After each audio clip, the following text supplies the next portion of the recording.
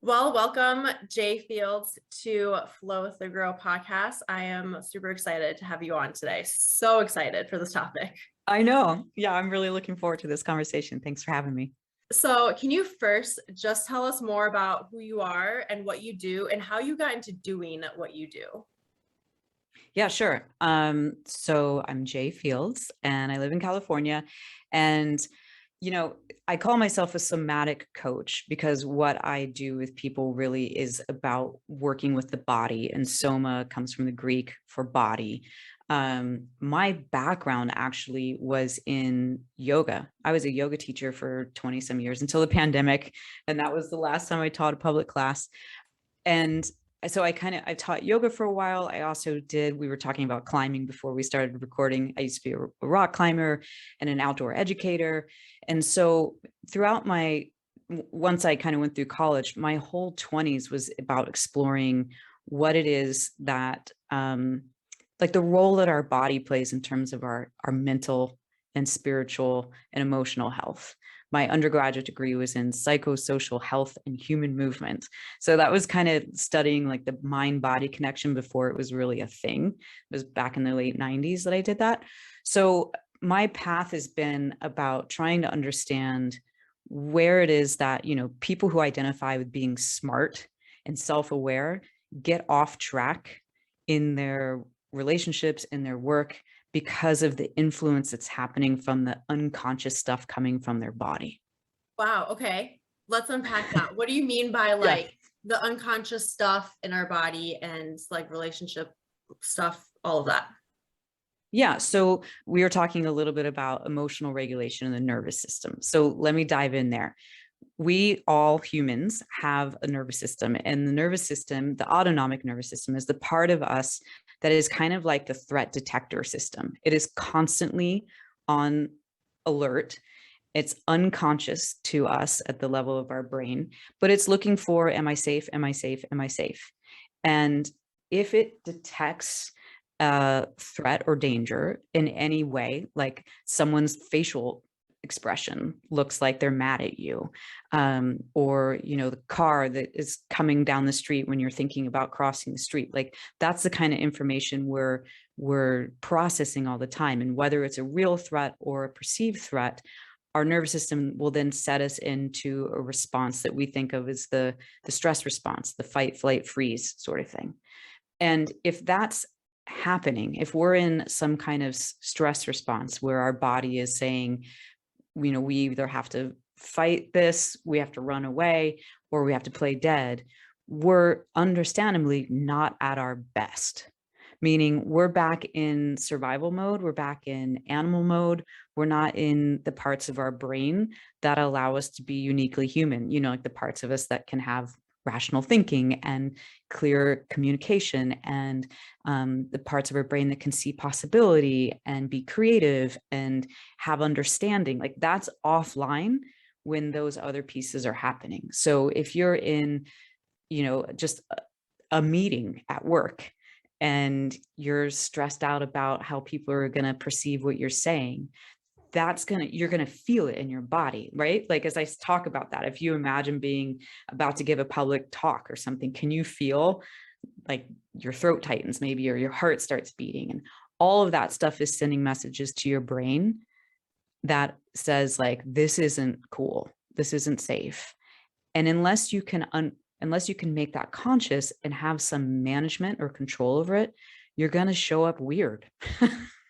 For lack of a better Yeah. way, right? It's like you show up like fidgety and Yeah. you know. Yep. So then okay, first of all, like why is it important that we know that we know this and we begin to work on these things? It's important because it determines how you behave. And that piece about, my clients, the people I work with, identify as being really smart and really successful, but like they feel hijacked in certain situations, right? It's like typically it's interpersonal situations where they're like, I know better. I know better than to snap, or I know better than to be meek and not speak up. But something about this particular dynamic makes it so that I feel hijacked and I can't do it differently. And that's why it's important to know about the body and the nervous system, because that's what's hijacking you in those situations. That's what's taking, all the self-development and all the self-awareness that you've grown, and like all the knowledge you have conceptually about who you want to be and how you want to show up, and it makes it actually accessible to you again. Does that make sense? Yeah. Yeah, I think so. That makes sense to me. Because knowing something is different than being able to do something. And when your nervous system is dysregulated, even if you know something, it doesn't mean you're going to be able to either access it or act on it. Right. So how do we know if our nervous system is off or we need to work on it? Is it just like when these feelings come up and that's when we know that our nervous system is off, or is there other ways that we can kind of detect that? Great question. So let me see how I want to unpack that. Typically, when we talk about the nervous system, we talk about regulation or dysregulation.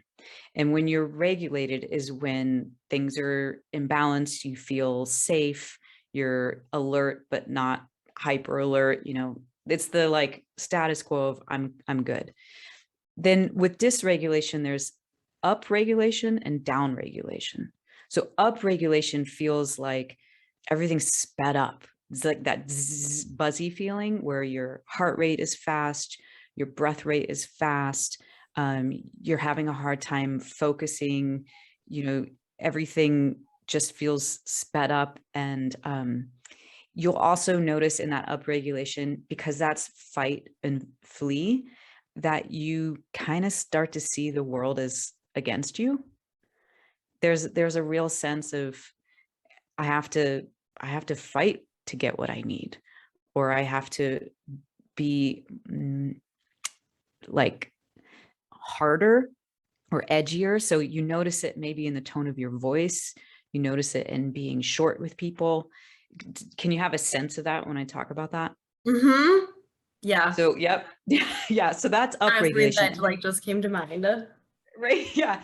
Down regulation is the more of the kind of freeze or play dead effect in the nervous system. And that we start to feel as being really sluggish, heavy, depressed, lack of focus, but in a different way. It's like you're just kind of foggy as opposed to distracted. It's like that mind fog. And in down regulation, you tend to feel removed from the world. Like even if you're in the room with people, you just feel like you're down this long tunnel and you can hear what they're saying, but you don't feel connected to the world around you. And that's more of that sense of kind of thinking of it like a turtle in the shell. Things slow down, you get quiet, it feels heavy, it feels disconnected. So that's how you recognize being in that more dysregulated state, that's like a shutting down kind of state. Does that one make sense too? Yes. I feel like because there'll be days when I am like upbeat and happy and high energy, and I feel like so aligned with myself, my body, and my emotions and everything.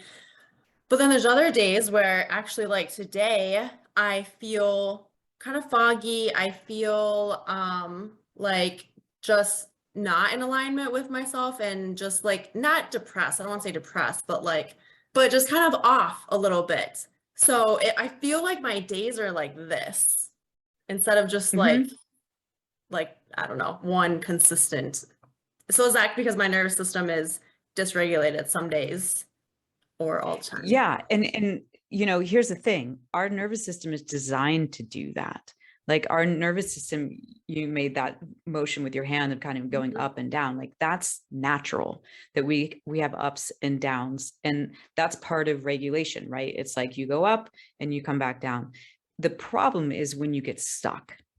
The problem is when you're in that like up, and you just can't come down, or when you're in that low kind of shut down, disconnected place and you can't get out of it. That's when it becomes more of an issue. So it's not a bad thing to be up and down like that. And what I say to my clients often is like, if you were to look at this on a scale of 1 to 10, right? And 10 is like super upregulated, like spastic, you know, and 1 is really shut down and withdrawn. And 5 is that place where you feel, like you said, you know, I feel good, I feel engaged, I feel happy, I want to be around people. It's it's not about always being a 5. No, that's really hard to do. Life is just way too lifey for that, you know. But it is about knowing that if I'm at an 8, I can get myself to a 7.5 or 7, right? Like it's not about I have to be even keel all the time. It's about knowing, 1, that there's a scale, and 2, that you have some sense of coming back towards the middle. Mhm. Yep, that makes sense, and that kinda gives like, a word that came to mind was relief, like, it's kind of relieving to know that, like, we are only human and that it is okay to, like, have those ups and downs, I guess. Why do you think that this isn't talked about or it's not really talked about or taught how to regulate our nervous system or like, manage our emotions and do all these things? Why do you think that's not That is a great question. I have no freaking idea because Yeah. it seems like it's like, hey, this is how your body works. Every human is wired this way. And the thing that blows me away about understanding behavior through the lens of the nervous system is that many of the things that we judge ourselves for in terms of our character or our personality aren't who we are. They're responses to the state our nervous system is in, right? Like when I'm upregulated, if I don't understand that this is my nervous system kind of putting me into high rev, it's really easy to judge myself as a jerk or a bitch because I am when I'm in that state. Like Yeah. I'm less patient. You know, my partner comes in and asks for something. I'm like, "Ugh, leave me alone, you know? And it's easy for me to go, gosh, Jay, like you're totally jerky. Or if I'm in that shut down state, it's really easy to judge myself as being lazy or antisocial and like create this story about myself that this is just who I am, as opposed to this is the information that my body is giving me and I'm responding to it. And I think if that were taught more, like how liberating that can be in what you were saying before, in the sense of, oh, I get to be human and I get to have ups and downs, and that's not who I am. It really can shift people's grace with themselves. Oh my And when you gosh, have more yes. grace and empathy with yourself, you tend to be more even keeled. Like it's the, Mhm. you know, chicken or the Yeah. egg kind of thing. Yeah, holy shit, and this podcast, I like to talk about the highs, but also the lows, like times where I maybe feel like, I don't know, I had a situation where I wasn't patient with someone or where I am just feeling kind of low or sad or whatever. And I used to judge myself for that and say, like, I would try and force a positive emotion or try to, I don't know, I would just get kind of mad at myself for it. But Mhm. even through doing this podcast, I've just kind of learned that that is a part of life and it's we shouldn't judge ourselves for it. So like this is kind of coming full circle talking about this because it's actually our nervous system. Yeah, So and that just the information that's coming from your body. So you saying that made me think of, I was talking with a client yesterday and she's in a tough patch right now with her wife, and she was like, anytime my wife comes into the room, my whole body just feels tight.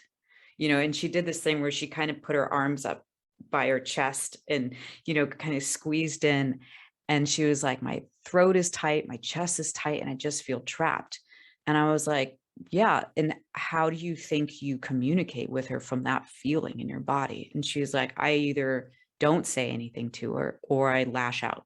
I'm like, yeah. So, and she tends to put it on her wife's behavior. Like, well, if she had, you know, let me know she was going to be coming home early, I wouldn't have done that. And it's like, okay, you don't really have much control over her behavior, but you do have control over what's happening in your body when she walks into the room.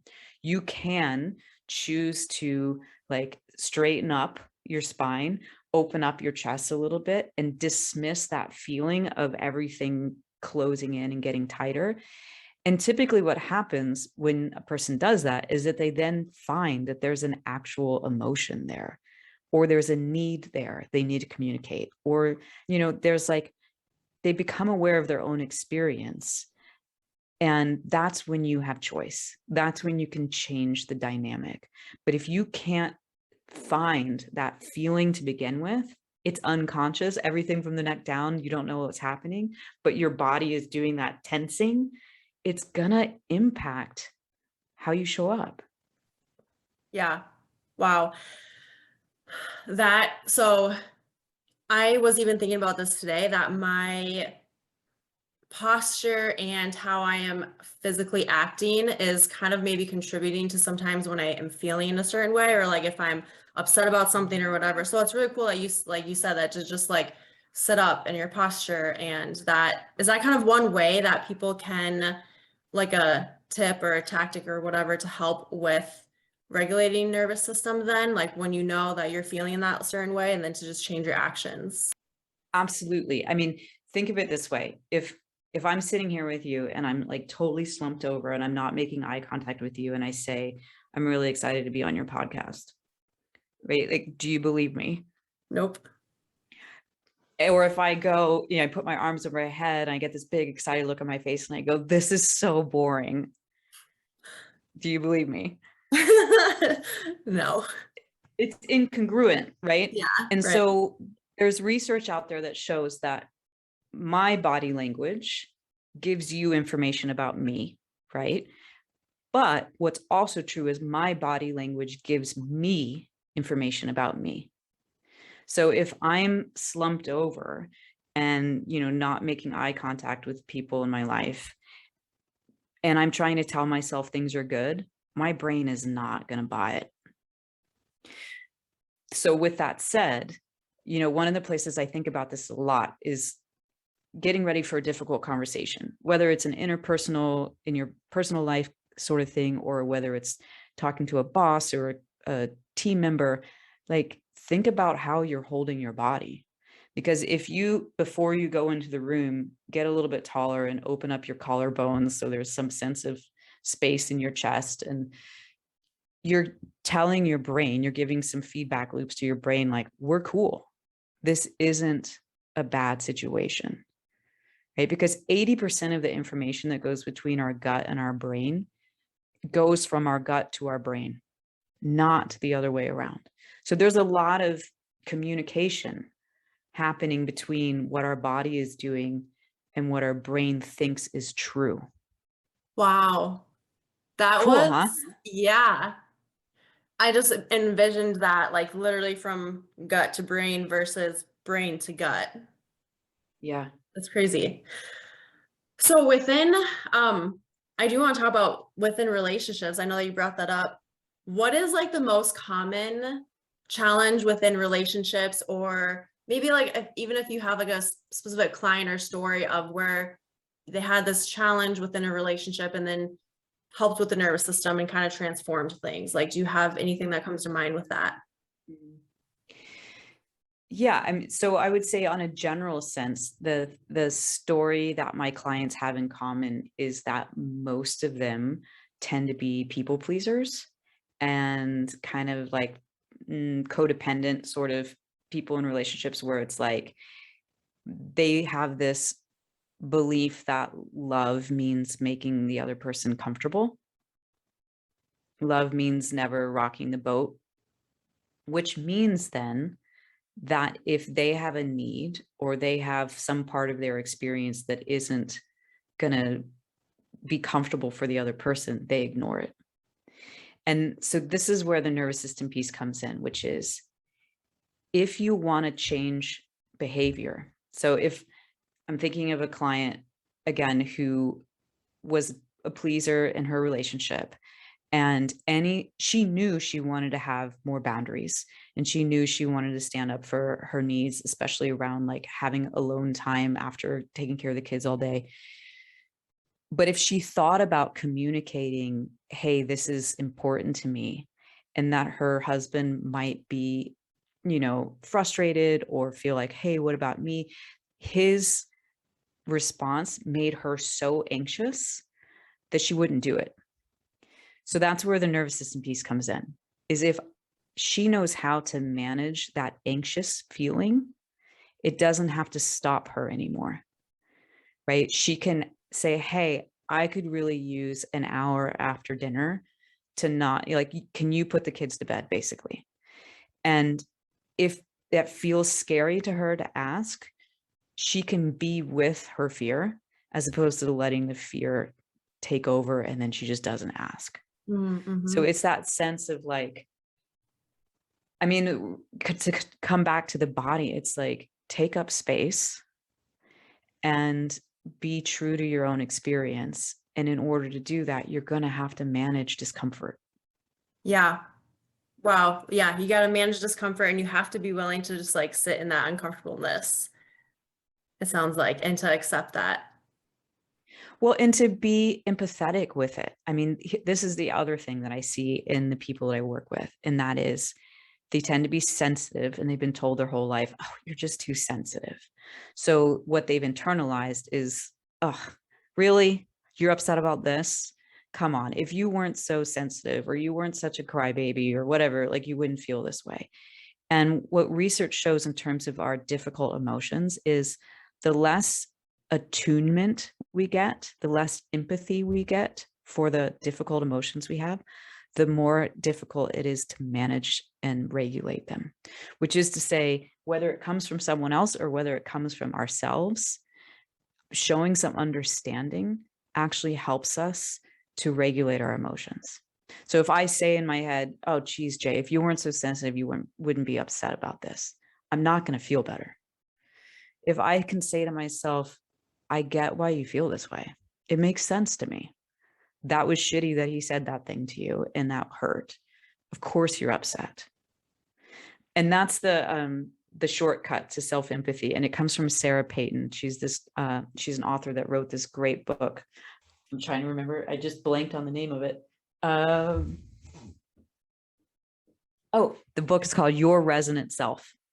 And in the book, Sarah Payton says the shortcut to self-empathy are the two words, of course, as in, of course, I feel this way. You don't have to like that you feel that way. You don't have to think it's the most emotionally evolved part of you. But if you can make it make sense to you, you're helping to regulate the emotion.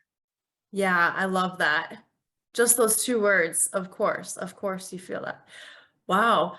So this question came to mind. How are you different from like a therapist or a couples therapy? Or like if you're helping someone within their relationship or even just themselves, what is the difference between a therapist, counselor, whatever, and then yourself and what you do?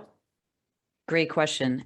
There's not that much difference in the sense that I do talk with people about their past, and whereas many coaches don't, like many coaches focus on present and future. And for me, I do focus on the past and how it shows up in the present in your body.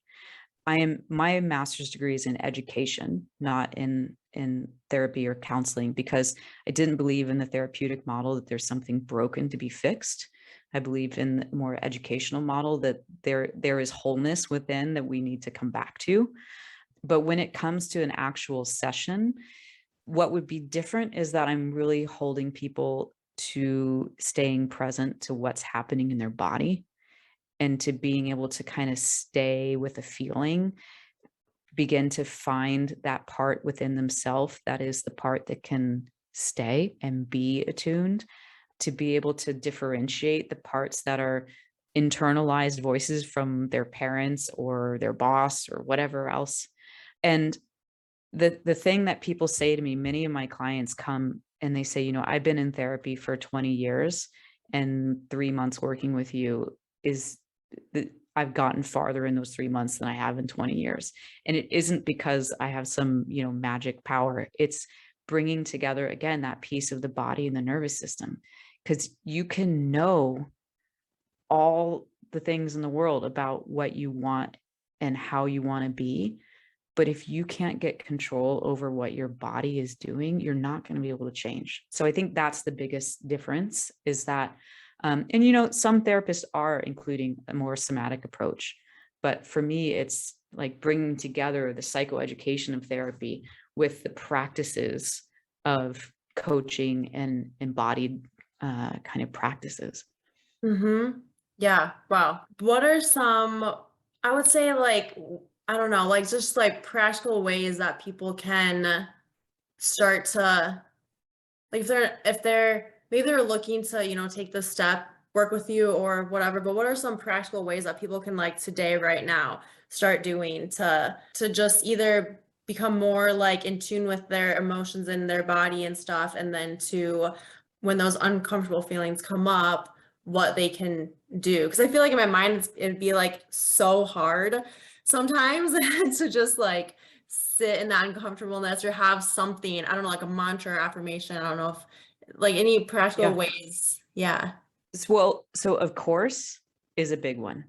I've had people come back and say like, I use that all the freaking time and it really, really helps.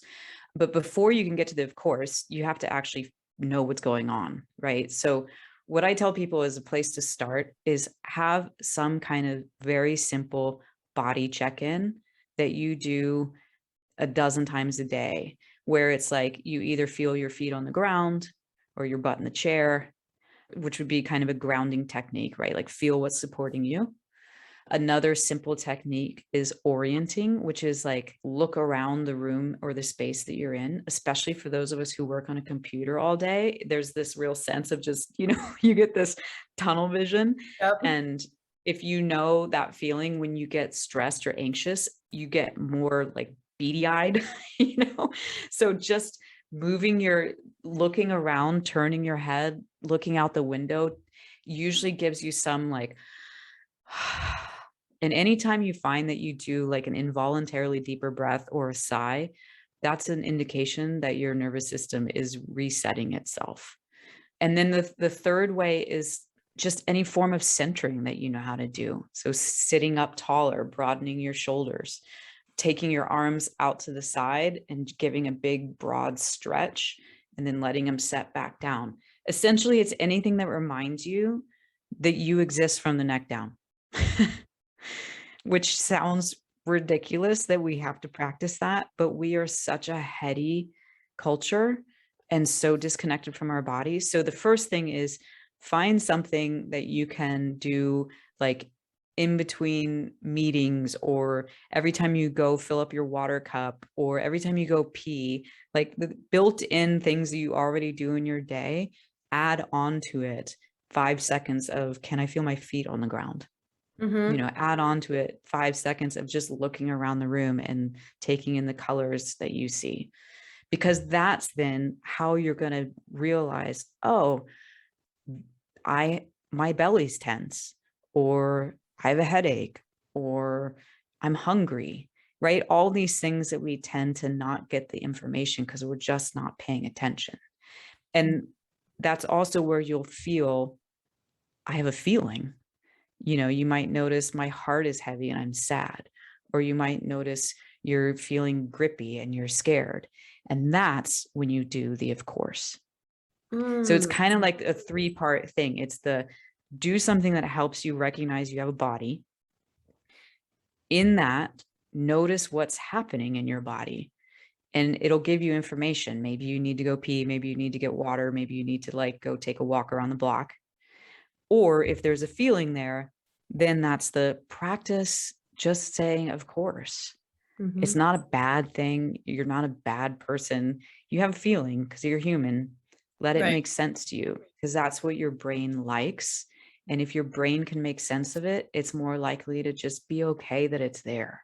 And then it doesn't feel like, oh shit, I've got to sit with this awful thing. Yep. It's so, I mean, all that to say, all of this is really about creating a felt presence with yourself.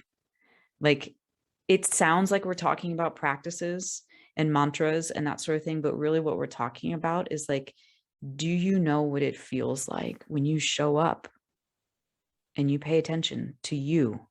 Because most of us especially those of us that are codependent and pleasers, are paying a lot more attention to other people than we're paying to ourselves. Yeah. And Unless we're beating ourselves up for something or, like, yeah. Yeah. And I was even thinking as you were talking, this reminds me of just becoming present. I always find myself like, for one, realizing that I'm not really breathing. Like I'm breathing, but it's very short, or it's like I'm like not doing it the way that we should be breathing. And so I have to take a moment to like take a few deep mindful breaths.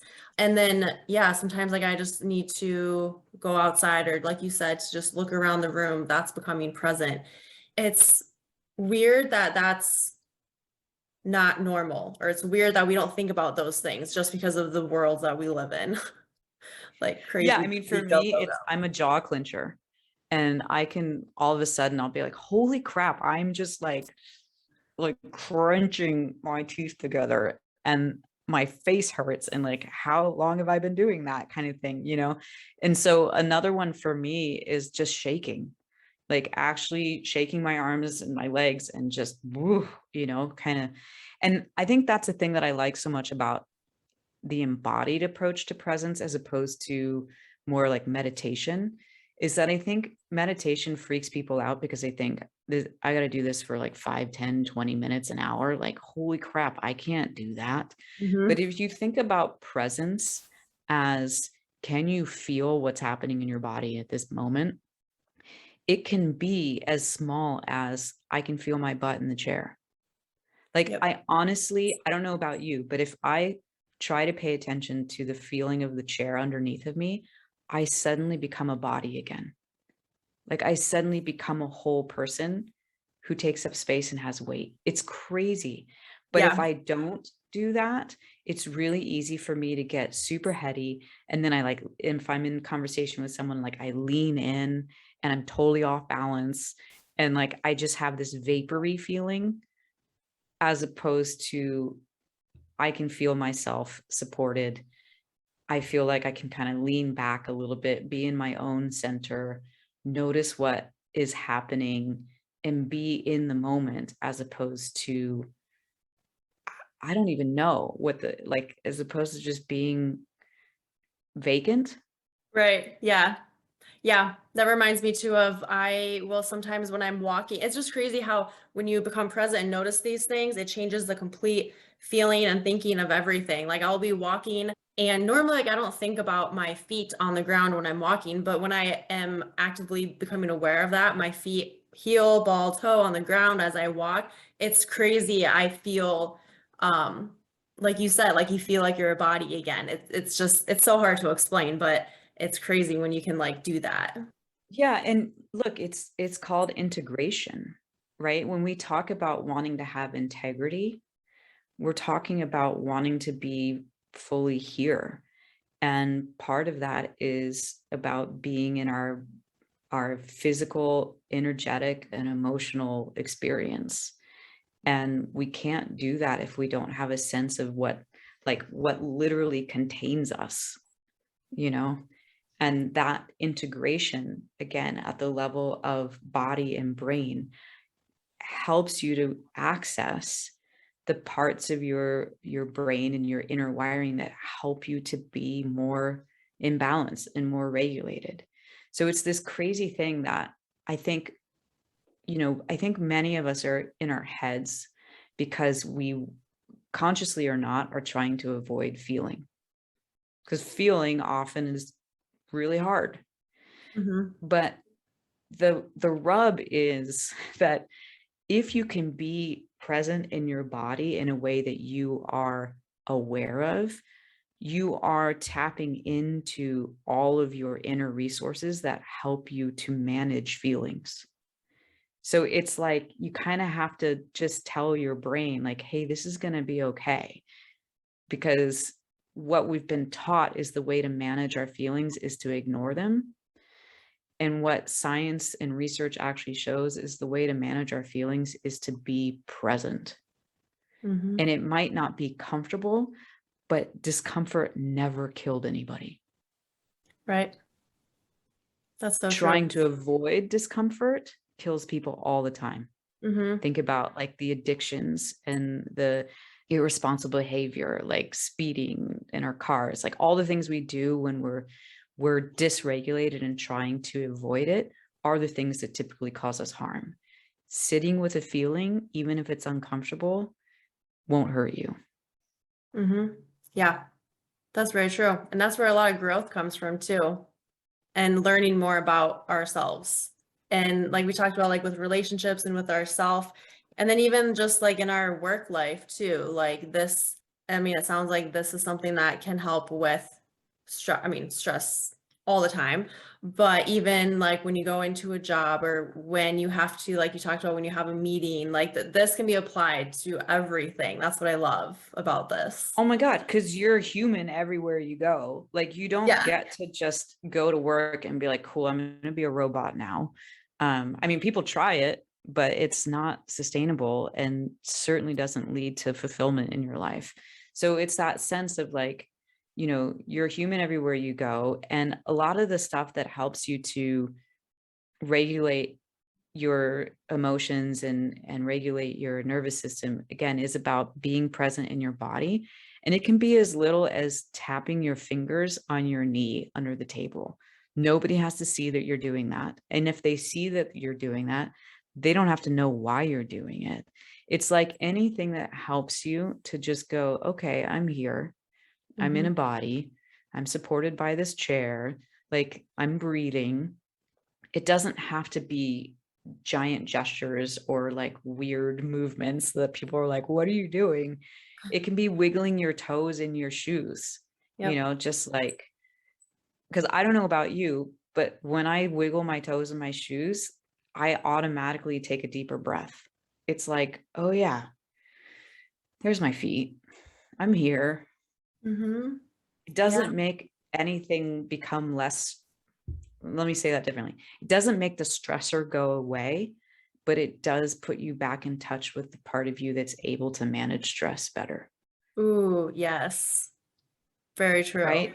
I mean, because that's the thing. Life is lifey. Stressors aren't going to go away. But if you can Mhm. be more in touch with your ability to not get spun out by them.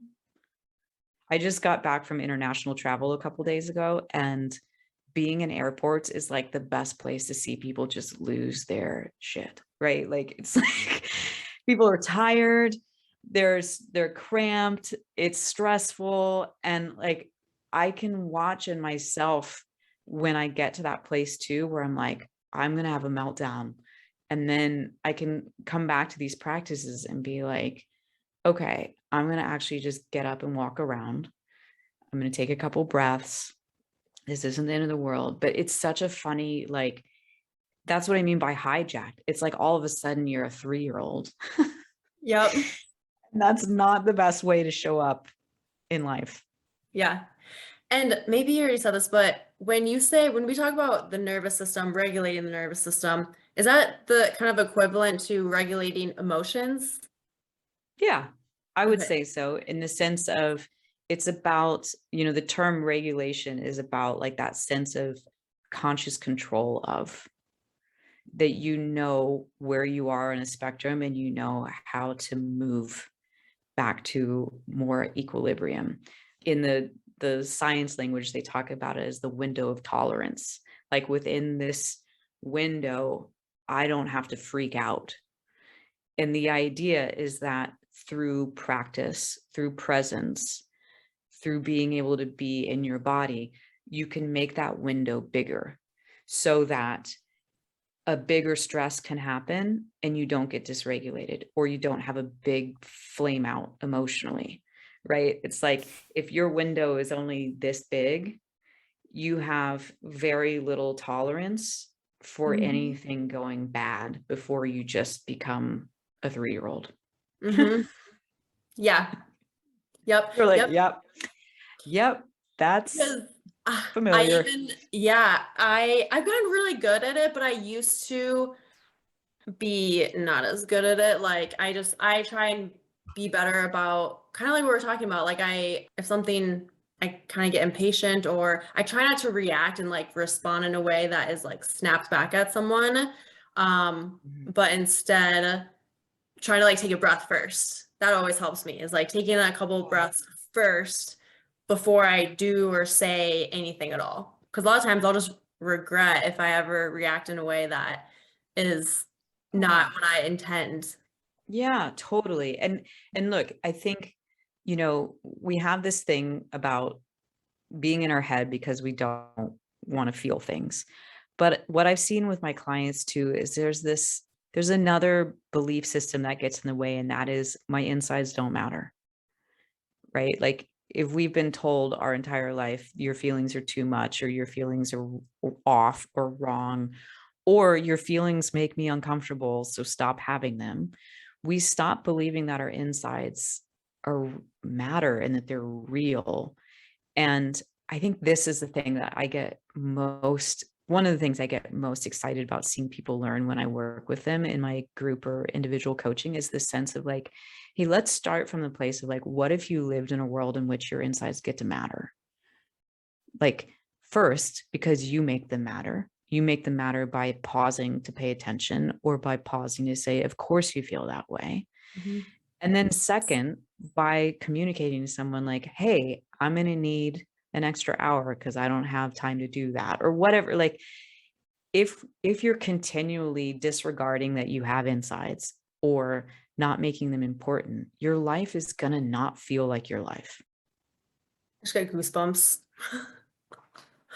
Yeah. That's that's just wow, yeah. Like I feel like that's just a mindset and a perspective that so many people need to hear and need to like not come to terms with, but just like accept or say that like everything you just said, all of that. Just like wow. Yeah, I mean, to go back to your very first question to me, which was like, how did I get into doing this and what do I do? It's like the short version of my story is I got married when I was 21 years old. I was super young, and it ended in flames, and it was disastrous. Like less than 2 years later, I was divorced. And, I was a smart kid. I went to a good college. I was like, how did I flame out so bad in life? Like, and I realized over all these years of, practicing yoga and being able to be in my body, and then working with therapists and learning about psychoeducation, and then learning about the brain and the nervous system and trauma and how all of that impacts our behavior. I started to recognize like I just didn't have one, a framework in which I got to matter, and two, any skills to deal with what I felt in my own experience. So I would always default to either making someone else happy, or after I'd done that for so long and was just like, what the hell? What about me? Acting out, right? Blowing shit up, because I didn't have that middle path where I got to just be present with myself and have boundaries and speak my needs and all of that. Because I'd never learned that I got to do that. Yeah. And that's what I really help people do, is like I kind of go back. I mean, essentially, you could just say that I mother people. Like, I really do. Like, Yeah. I'm kind of like a therapist. I'm kind of like a coach, but at the end of the day, mostly what I do is I sit with people and let them know like, hey, your feelings are okay and you matter. And I'm going to be here and be a loving presence no matter how you show up, Yep. until you can figure out how to do that for yourself, because that's what changes everything. Yeah. Wow. That's powerful. That's so cool. Yeah. I don't normally tell people that. Sometimes I tell people in like our interview, I'll be like, really, I'm just gonna like kind of be your mom. I love Um, that. yeah. Amazing. Do you have a lot of people that come to you with kind of the same challenges or same, like there's a kind of a common theme with everyone, or do you have a lot of just different people, different kinds of people, kind of all over? Yeah, good question. They do kind of tend to have, like I'd said before, they tend to be like people pleaser, codependent, sort of. They tend to identify as being very intelligent intellectually, but sensitive emotionally, and that they have used their intelligence to try and like fit in the world and stuffed their sensitivity, and they've gotten to a place where that's not working for them anymore, right? They're not Mhm. having fulfilling relationships, or they're constantly feeling way too stressed at work. The other thing that my clients have in common, and this was kind of shocking to me over the years, I'd say like 3/4 of my clients are sober. And that's not something I ever advertise for, but the idea is that when they have given up alcohol, which was their crutch to deal with their emotions and their insecurities, and they're like trying to manage their own internal world, they realize they actually have to have skills because the drug is gone, the crutch is gone. Or that once we start working together, oftentimes people will stop drinking because they say this sensitivity, this nuanced connection to myself that I'm developing goes away when I drink, and I'm not willing to tolerate that anymore. I like feeling who I am and being here. So I think that's been a Wow. really interesting surprise in my Yeah. work. It makes sense though. Yeah. What's the most challenging thing about what you do for you? Ah, I would say modeling what I do, meaning I teach people to have boundaries and be self-referential in how they speak. So for example, like to say, "Hey, Sophia, when you showed up 15 minutes late, that was really upsetting for me and it impacted my day."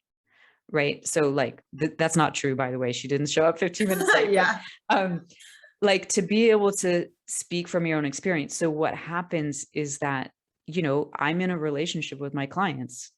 We're Even though we have like our hour together or whatever, the it's still a relationship. It's still real time. And so the thing that's most difficult for me is essentially walking the talk. And instead of like asking people always about like, well, what's going on with your partner or what's going on with your work, to sometimes use, hey, what's going on with us? Like, because when, I've noticed you showed up late the last 3 times, and I've noticed that I feel less inclined to help you and show up fully for you because I feel disrespected. Like, holy shit. Yeah. The Jay 10 years ago could have never said that. But to do it in a way that's about like love and growth and like, hey, I matter too. Like I once had to tell a client, I didn't have to tell. I once told a client because of how she was like making appointments and not showing up and all that. I said, I'm starting to feel like the hired help, and that you don't consider how your actions impact my life. And she actually flamed out and hung up on me and never talked to me again. Um, which didn't, but that doesn't always happen. I've actually had people go, wow, thank you. Mhm. You're right. I am not being considerate of you. And like to then we can use the rest of the time to talk about like, what was that like for you? What was that like, that the person who I said I'm going to show up and be your like ever present loving mom figure, to say like, hey, I also have a life. I also have experiences that I'd like to be considered. Because I Yeah. think we don't have conversations like that. Wow. Yeah. That is very powerful. That also gave me goosebumps, but it is setting a boundary for yourself and what's the word I'm looking for? Like showing that, like to me, it's like showing that you appreciate and respect yourself enough to like then say that to the person, but it's in a way that is also loving and respectful. And then to that person, it just kind of shows a different perspective. And like you said, it's like, holy shit, you're right. And just so much growth can come out of that. Yeah, I mean, a huge part of what I do, so I have this group coaching program. It's called Yours Truly. And it's about like liking who you are and being in integrity when you show up in your relationships. And one of the modules we talk about, there's two realities. When there's two people, there's two different realities. And we tend to think of like there's one shared reality, and it's whoever's going to be the more dominant person gets to have the reality, and Yep. the other person just kind of like kowtows to that or goes along with it. and to learn how, like, you can't actually have intimacy without two realities. Like codependence is one reality, and we're just going to try and make it copacetic. You can't have actual intimacy in that because there's not two people, right? Like there's this shared melded sort of fuse thing. And so it's that, going back to what you said, that kind of modeling conversation I'm having with people is like, hey, there's two of us here. There's two realities. How do we consider both of us so that we can have closeness and trust and actual care between us?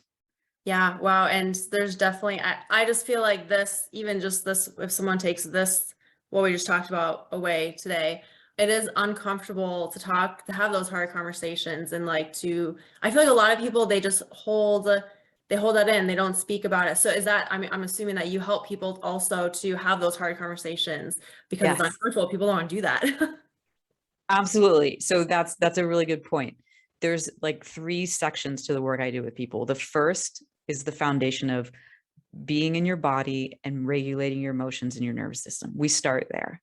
The second is psychoeducation, looking at what are the models for love and relationships that you got, and can we change them to healthier models? That's the place of like, there's two realities, your insides get to matter, like all this stuff.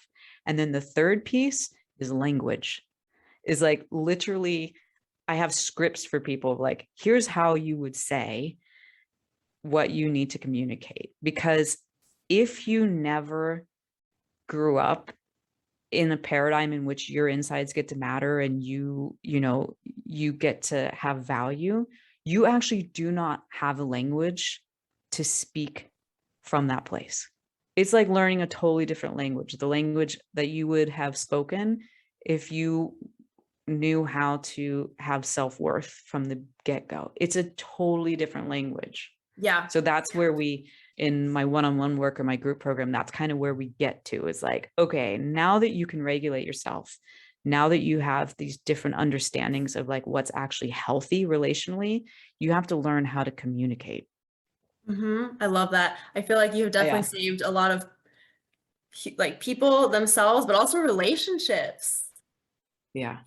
whether It's it's pretty cool. couple, friendship, whatever. But yeah. So then, so you said that you do like all of that framework with individual and group coaching. Can you talk about a little bit more about like the individual coaching, the group coaching, and kind of your process with all of that? Like if someone's like, ooh, I want to know more.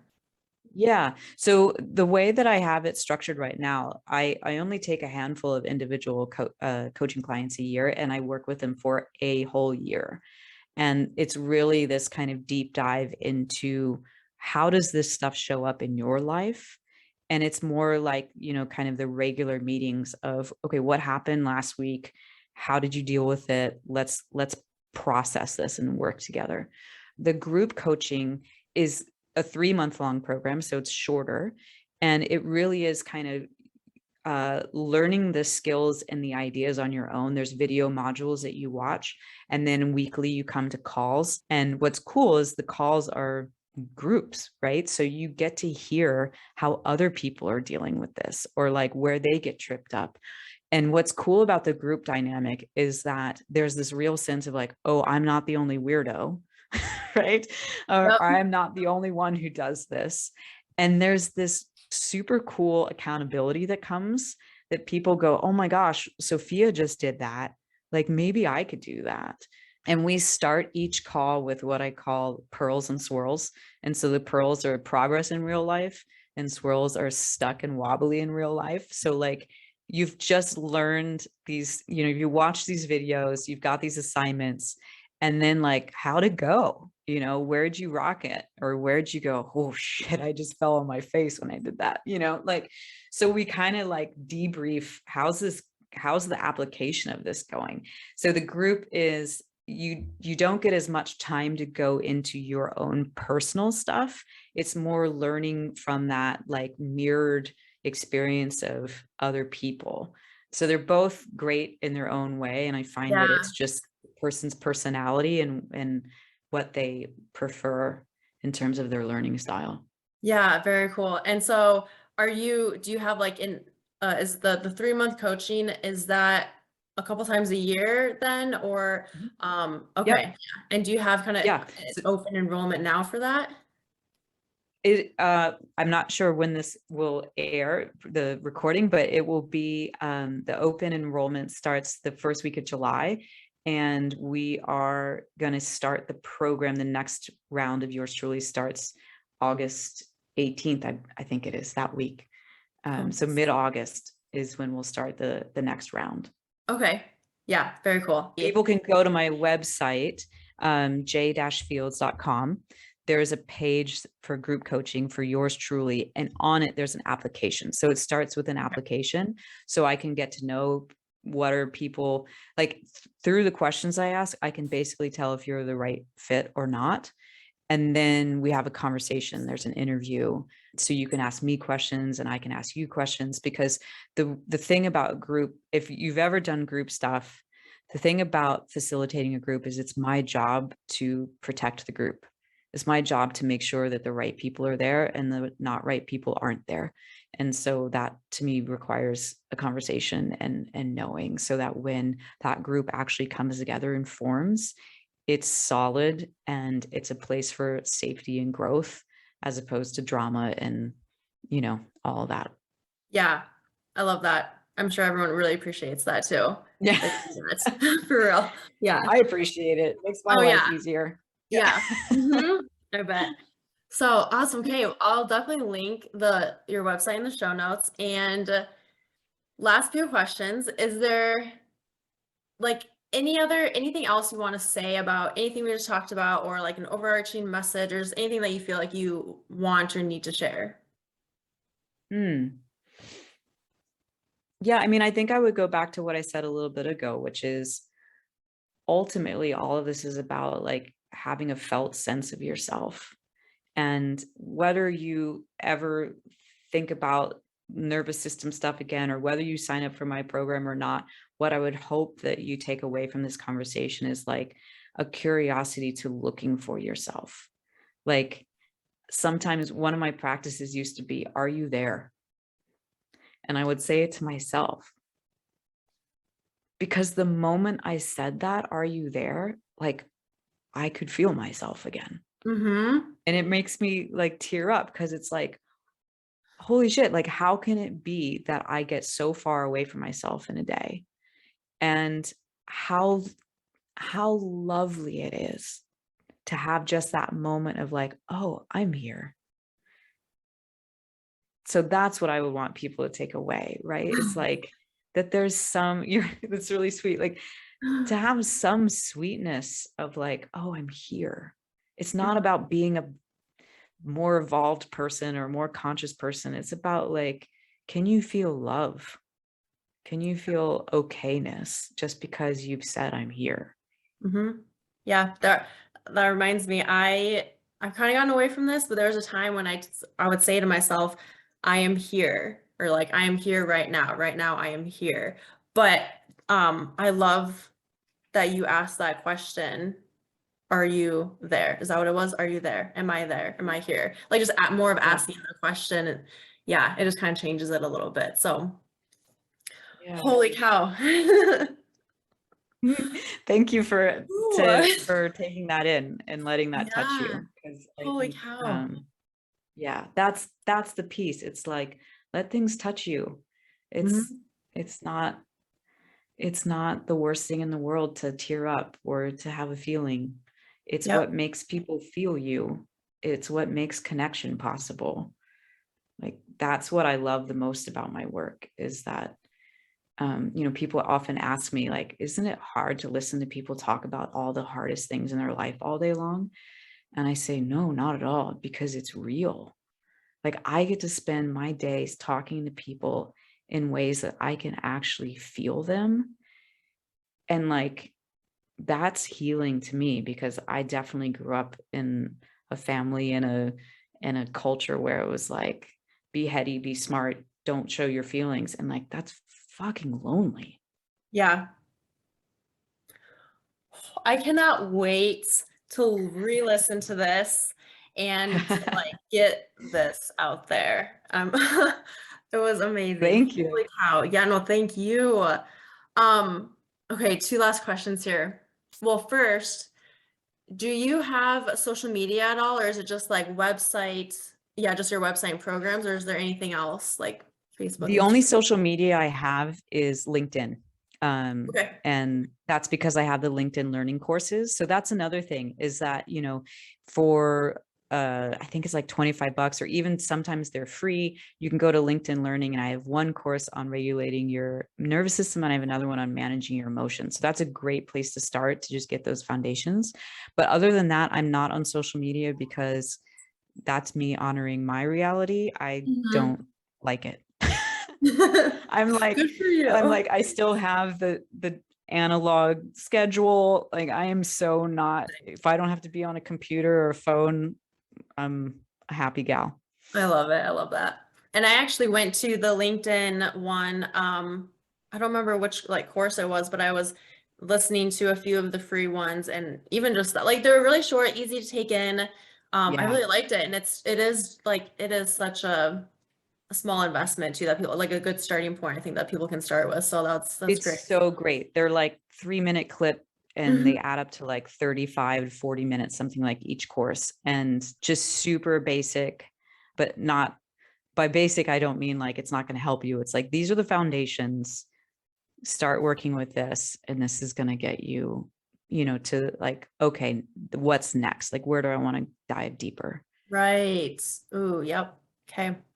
And then my last question, which you may have heard on the other episodes if you listened with any of the other guests that I had, but my podcast is called Flow with the Grow. Everyone's answer is always so different. So it's so cool to hear different perspectives and opinions on this. But what does that mean to you? What comes to mind for you when you hear that? I know. It's so funny. Even though I knew you were going to ask this, I was like, I don't know.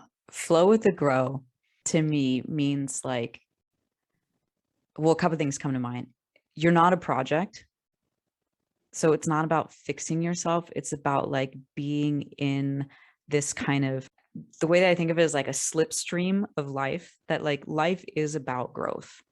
There isn't, I mean, an acorn becomes an oak tree. That is life. We are always growing.